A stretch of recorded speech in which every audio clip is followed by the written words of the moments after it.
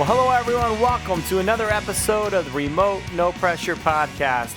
I'm so glad that you decided to join us for another week with an awesome conversation with someone in the fly fishing industry. Last week we talked to Matt Smythe, who is actually the creator of the movie A Deliberate Life. And I don't know if you guys are able to check out the video or not, but if you haven't, you can go to our website, remotenopressure.com, and find a link to the video. We have it in the show notes.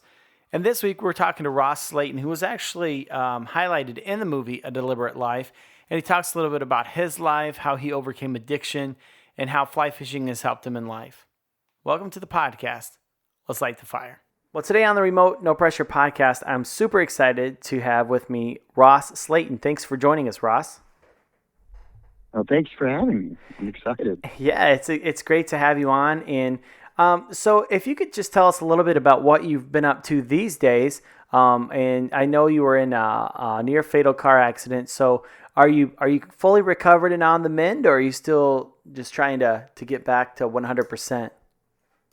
I am close to as 100% as I will ever get. So 2.5 years ago, a guy pulled out in front of me at about 55 miles an hour. I locked it up and tried to go behind him, but he stopped. And the airbag didn't deploy because of the angle of the accident, and I fractured 17 of my ribs, broke my leg, lost my spleen, had liver and kidney damage, bruised my heart, had a broken bone in my head, had a TBI. Spent about 6 weeks in the hospital. And the miraculous thing, the miracle of the whole deal is I didn't lose. I have all my fingers, all my toes, all my hands. I'm upright. I'm not crippled. So I'm doing pretty good. I'm probably about, I would say 70% about of what I used to be. But that hasn't deterred me from getting on the river and fishing. I just don't do it as fast as I used to, I guess you'd say. Right. Yeah, that's great to hear that you're doing better. Has the water lately? I mean, have you been fishing? What kind of fishing have you been doing lately, Ross? I do. I fish a lot on the South Fork of the Snake. That runs right. I live in Idaho Falls, which is about 90 miles southwest of Yellowstone. So I have tons of blue ribbon streams that are all around me. Mostly the Snake, because I can beat feet after work or whenever I want and be on the river on one of my favorite holes in about 25 minutes. Wow, that's literally that's on amazing. the water in like 30. Yeah. Wow. Yeah, it's pretty cool. What kind of work do you do, Ross? I am a carpenter. I think God didn't want me to be a truck driver. I had kind of like resignated myself. I ended up getting divorced, and out of necessity, was looking for some kind of change, I guess you'd call it. It's like a midlife crisis deal.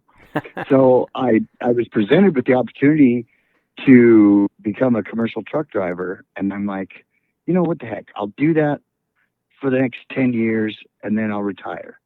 But I don't think God wanted me to, because the second day of my employment was the date I had the near fatal car accident going to work.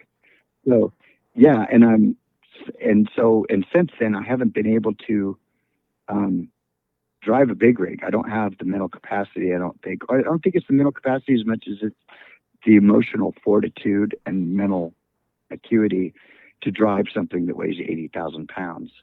So I went back to what I did as in my youth as a carpenter, and I built homes. I work for a company, and we build high-end homes here in East Idaho. Well, that's great. That sounds like a great profession, and it probably keeps you pretty healthy too. I mean, you're not sitting behind a desk and just that can be better on your body than sitting at a desk, I suppose. Yeah, it keeps, so the joke is, one of my nicknames is osteoporosis. The younger guys go, man, because I don't move as fast as I used to, and it's all, from that wreck, it's really taken me down a step. But I still, I grunt and groan because I'm, I've got all those injuries, but I still deal with the kids pretty well. And it does, you're right. It keeps me pretty healthy. I imagine I would be, if I had a lot more sedentary job, I definitely wouldn't be able to fish to the level that I can today. Well, Ross, unfortunately, you experienced this horrible tragedy with the near-death experience with your fatal auto accident, but this isn't the first tribulation that fly fishing has helped you overcome. Can you tell us a little bit about, I'm looking at your bio now. It looks like you struggle with some addictions and things like that. Can you tell us a little bit about how you got involved in that lifestyle and how it kind of progressed, Ross?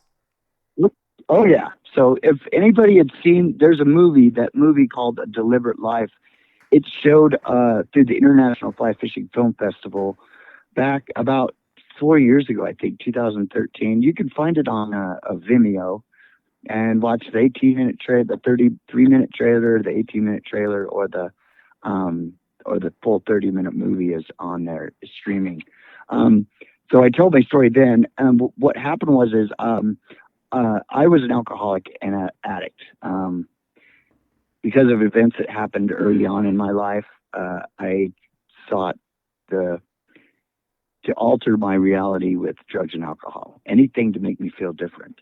And that went all through high school, after high school, through a stint in the Marine Corps, and various jobs here and there, I really had alcohol and drugs really had a hold on me. Well, in 2001, I finally came to an end and I was just done. So,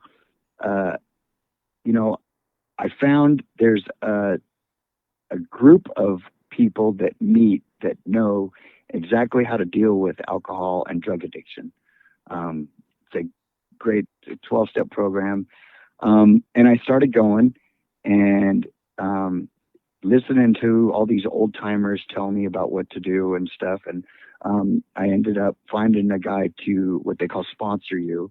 And I did all like my 12-step work. And he noticed that I'm pretty hyperactive. At the time I was 38. And I was really trying really hard to do, change my life. And I'm doing pretty well at it. And he remarked one day, he's all, you have things pretty locked down spiritually, program wise, you have a job, but you're pretty squirrely. You need to find a hobby. You need to find something that the alcohol took away. So he had me do some writing and so on and so forth. And I recalled how much I enjoyed and loved fishing with my father, my grandfather, my uncles in far northern California. And how I had been fishing for years, but I had lost that to drugs and alcohol.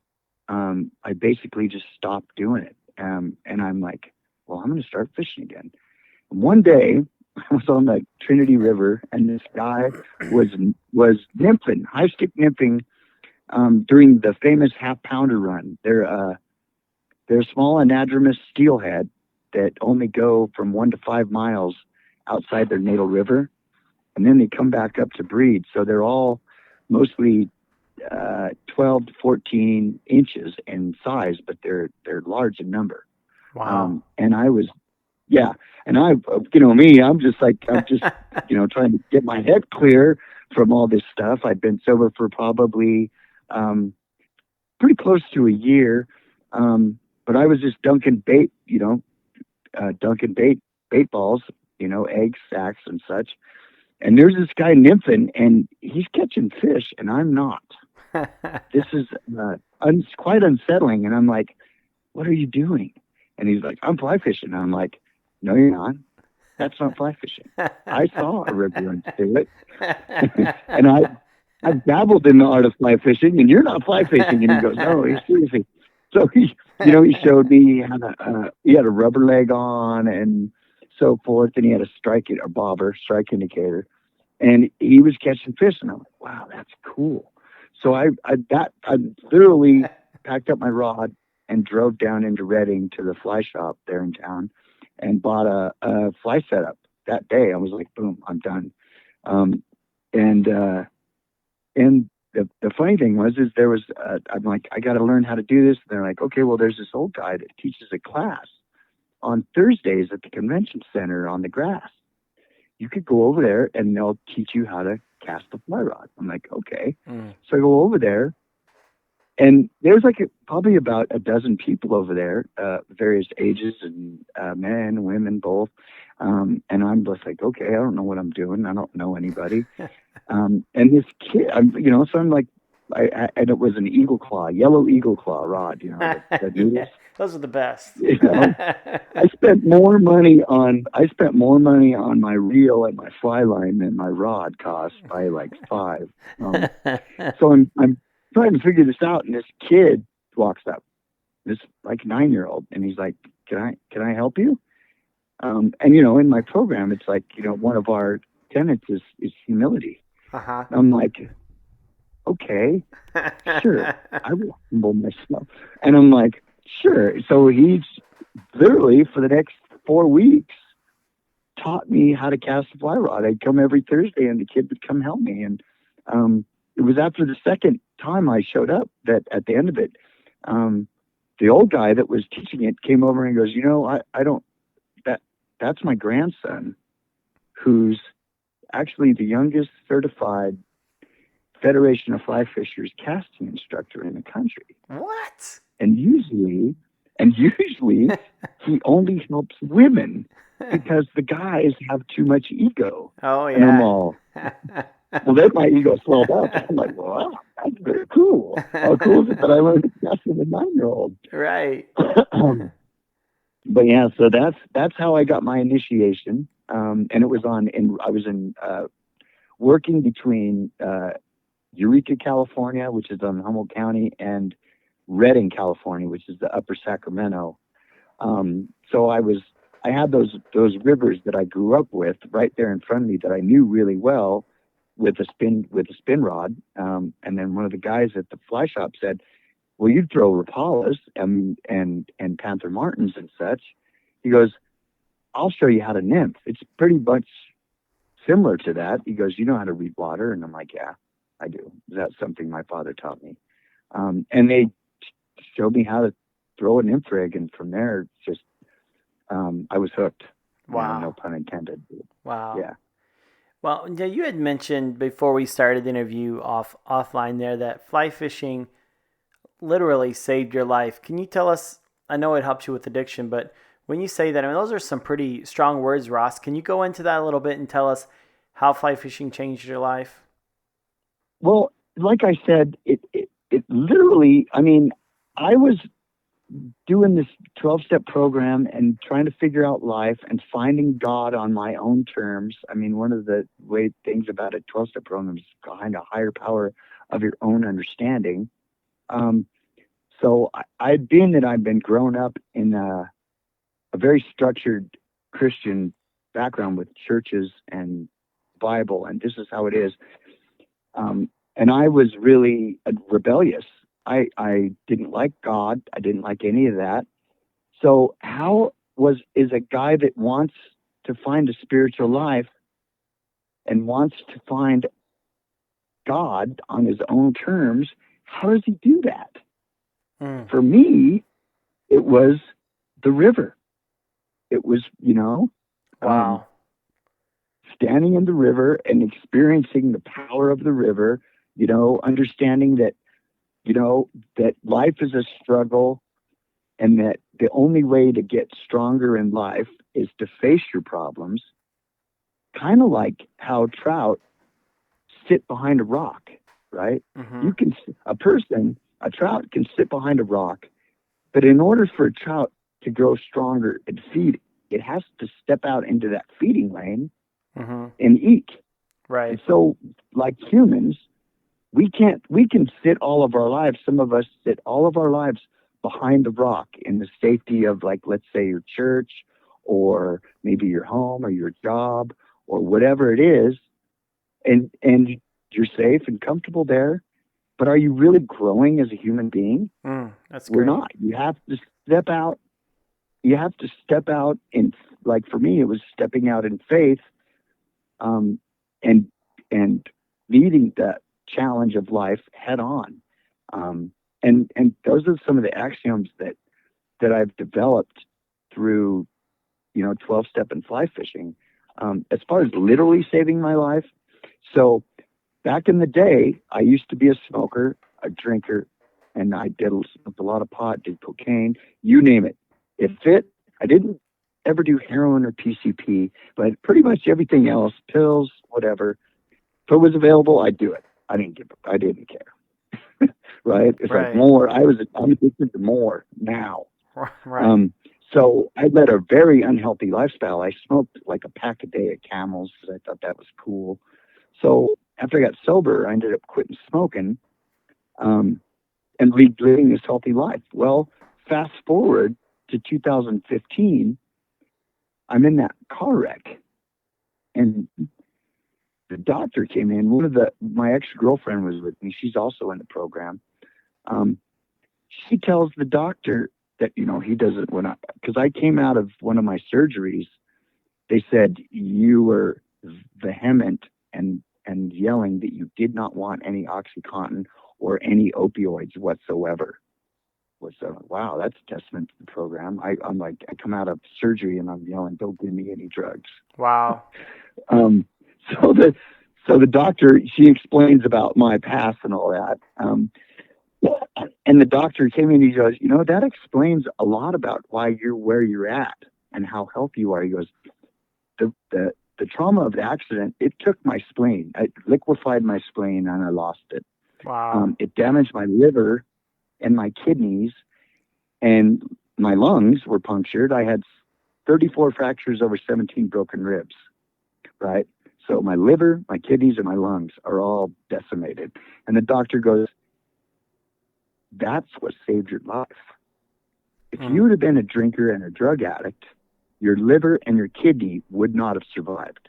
Wow. He goes, and the fact that you through sobriety, I got a chance to quit smoking. He goes, the fact that you haven't had a cigarette in 10 years, your lungs had healed to the point where they were healthy enough to, survive that accident. He goes, so, being clean and sober and healthy actually did save your life.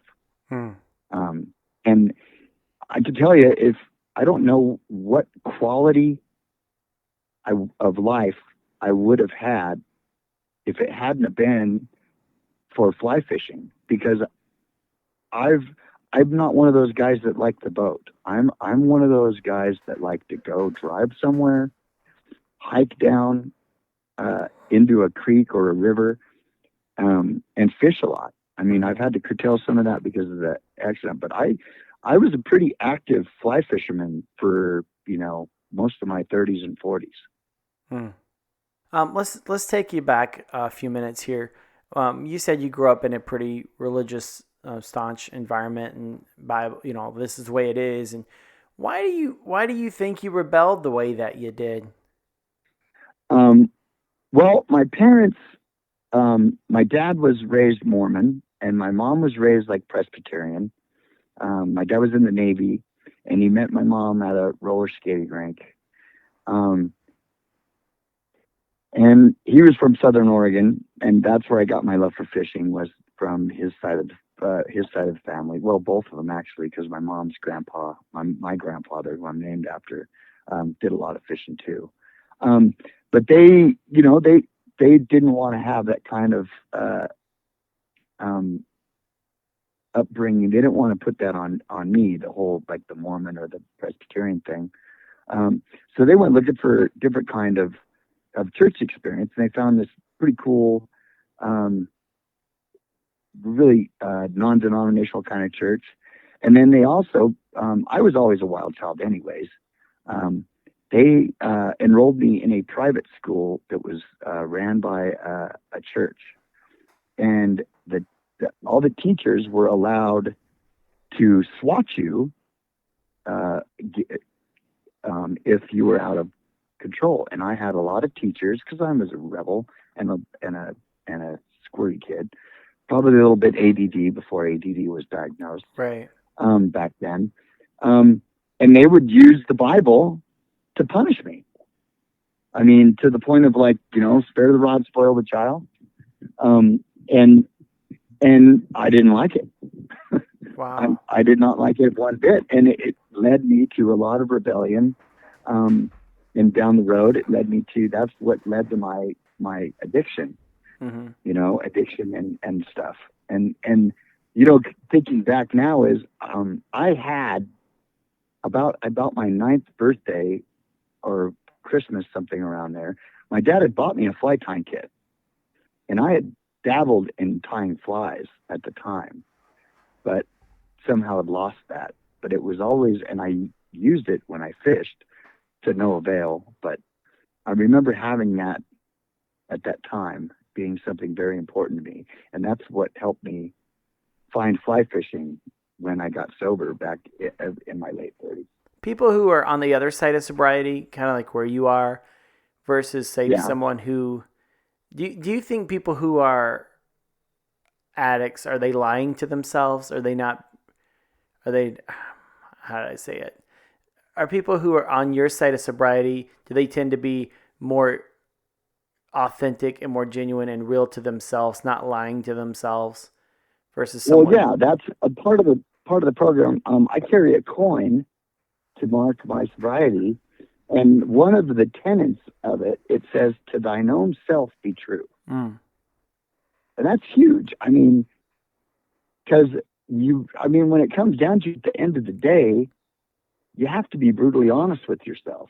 I've learned that. It's like I used to be one of the biggest bullshitters there ever was. I mean, Fish Story doesn't even begin to scratch the surface of some of the whoppers I used to tell. That came from my youth, because I would go out and do crazy things in rebellion, and then my parents go, "Well, what did you do?" Well, then I'd have to lie, right? right. And tell, "Well, I didn't do that," And my brother like, "We didn't do that." So it sets it sets a pattern of behavior, so that and that led to my adult life. So now that I lead a different life, I constantly am trying to work on being authentic and genuine and real. Right. I share a lot of. I do that a lot.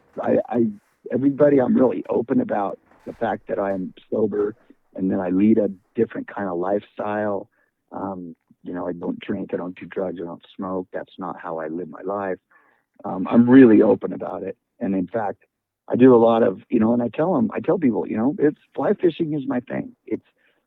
I'm passionate about it. It helps me meditate, because there gets times where you're out there on the South Fork. There's a big hatch of pink alberts or PMDs or caddis in the evening, and you see those fish sipping, and you just get out there in the lane, and you're waist deep in the river, and you're casting, and it's so methodical and so meditative that you forget about everything else that's out there, and all you think about is being in the moment. That's amazing. I kind of lost my track of thought there. No, I'm just listening, and I, going back to what you were saying, to thine own self be true. I mean, that's kind of a catchy phrase here, but man, those are some heavy words. There's a lot of people that will never be themselves. Yeah, the program has taught me, to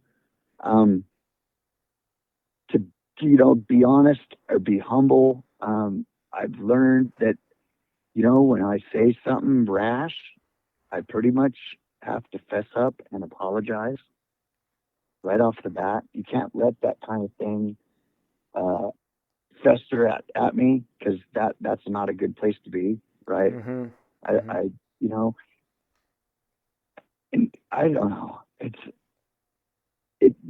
I don't find any. I can tell you this: if I have a situation like that that's bothering me, I don't like going fishing, because it weighs on me, right? And people say, "Oh, I got to get away to think about my problems," and I'm like, "No, I go. My fly fishing for me is almost like, well, I tell my friends, you're not going to church today?" I'm like, "No, I'm going to the church with no roof," and that's where I find some of my peace of mind and my worship of my higher power is to go stand in a river. I don't think God created the beauty of a river and the places that we all fly fish, those of us that fish for trout in these high mountains.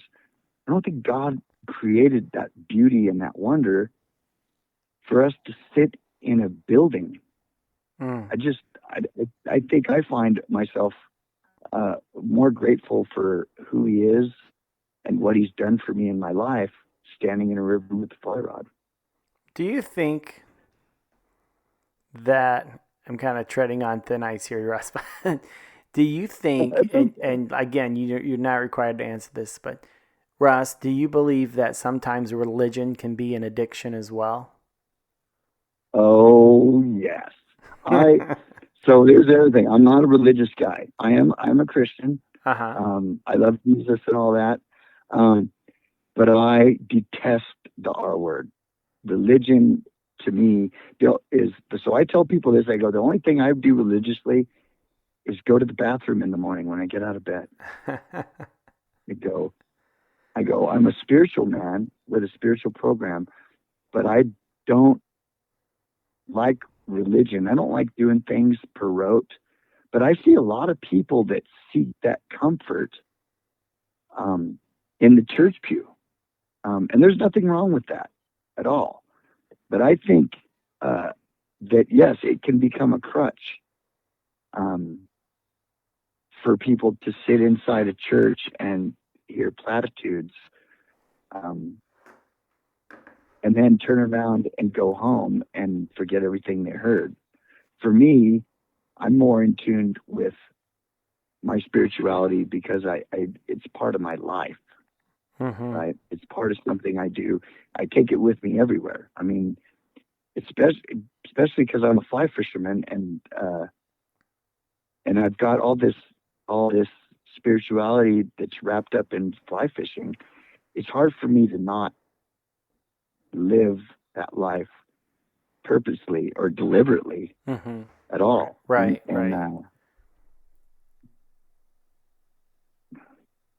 Go ahead. No, I was just listening. I'm sorry. But yeah. Oh, that's fine. I totally get what you're saying, though. It's like, just be an authentic person, and anything can become a religion. Some people, their job, or anything can become an addiction. Some people, it's their jobs. Some people, they're hiding behind those rocks. And like you were saying, some people, it's fly fishing. Hey, no, it's not. Wow. But yeah, I think to thine own self be true, though. I mean, I think that's just such a great thing to keep in mind. And there may be some people out there right now, Ross, that may be struggling with addictions, who may be struggling with alcoholism or just any kind of addiction. What would you tell them, Ross? I mean, being where you are now, what would you share with them? That there is an answer. There is an answer out there. All you have to do is seek. For me, I came to the end of my rope because I was sick and tired of being sick and tired. And I had nowhere else to turn. I cried out to a God that I didn't know and asked him to help me. And the miracle is he did. He helped me. I was relieved of the compulsion and obsession to drink. Now, the rest of it, I have to do some work, right? I mean, God's not going to come down and carry me on his shoulders, and lead me to the promised land. I have to toe the line and walk a path. Right. So, the thing is I found help through a 12-step program. There are many pathways to recovery. All you have to do nowadays, it's really prevalent. There's 12-step programs for just about anything out there, from gambling to pornography, alcohol, drugs, Overeaters Anonymous. There's all these programs. All you have to do is reach out, call the 1-800 number. There's plenty of us out there, and all I really want in life is to help someone else get away from the nightmare of addiction. I just happen to be blessed to do that with a fly rod. But there are many other ways about it. There's a lot of programs now, especially because we have all these vets that come back from Afghanistan and Iraq with PTSD.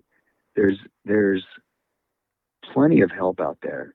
And just because you think there's nobody cares, that's one of the biggest lies out there in addiction is that nobody cares.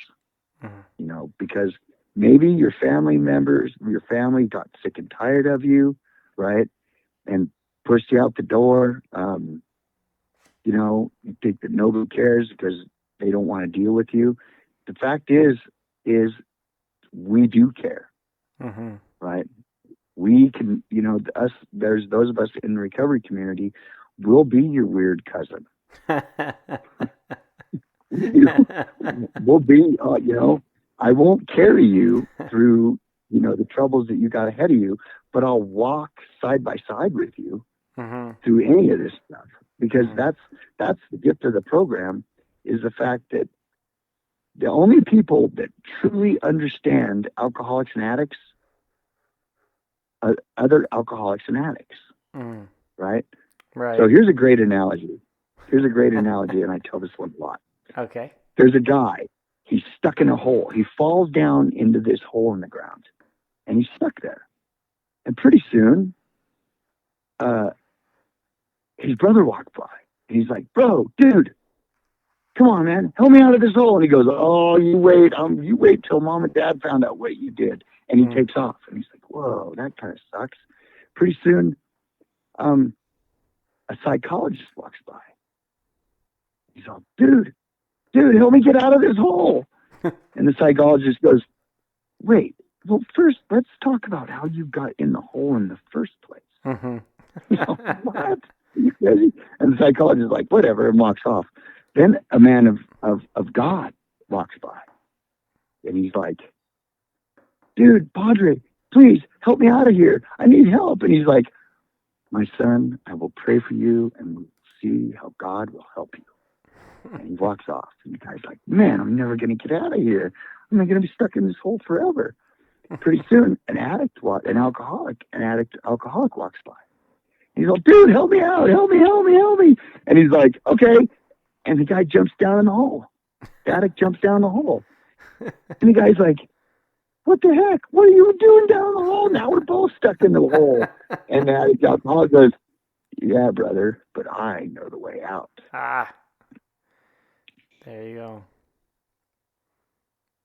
Well, and that's kind of how I approach alcohol addiction and recovery. Right? Is just be there. Right. Sometimes you don't have to provide some kind of big spiritual solution. Sometimes it's just about being there. I know plenty of times in the last few years, I've had people come up to me after meetings or whatever and go, "Can you go take me to go catch a fish?" I'm like, "On a fly rod? I've never caught a fish on a fly rod." I'm like, "Let's go." That's awesome. And I'll take them out of meetings. We'll get in the car. I have a special set of waders if they need them. And I have a rod. I usually carry 2 or 3 rods with me. And I take them out and still know how to catch fish. Wow. Yeah, that's amazing. That's really cool what you're doing and helping other people. And yeah, that's awesome, Ross. Well, thank you very much for joining us tonight. Thank you I know your time is precious. It's not super early out there, but thank you very much for hanging out with us for a bit. Well, thank you very much, Jeff. Well, thank you, Ross, and thank you for joining us on another week of the Remote No Pressure podcast. Thank you so much for joining us. Be sure to go to our website at remotenopressure.com, sign up for our mailing list, and keep in touch. Follow us on Instagram, Facebook, and all the other social channels. And until next time, go fishing.